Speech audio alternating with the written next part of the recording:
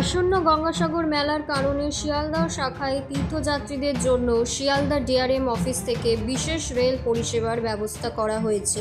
9 জানুয়ারি 2025 থেকে 17 জানুয়ারি 2025 অবধি এই রেল পরিষেবা অব্যাহত থাকবে। রেল কর্তৃপক্ষ থেকে জানানো হয়েছে, রোজ 12টি ট্রেন চলবে, তার সঙ্গে আরও 3টি ট্রেন বাড়ানো হয়েছে, অর্থাৎ মোট 15টি ট্রেনের ব্যবস্থা করা হয়েছে। শুধু তাই না, তার পাশাপাশি জরুরি অবস্থার জন্য আরও 2টি ট্রেন রিজার্ভও রয়েছে এবং এও জানানো হয়েছে সবকটি গাড়ি 12 কামরার দেওয়া হবে। এছাড়াও রেল কর্তৃপক্ষ থেকে এও জানানো হয়েছে যে ট্রেনগুলি গ্যালোপিন রয়েছে সেগুলি কিন্তু এই সময় প্রত্যেকটি স্টেশনেই দাঁড়াবে।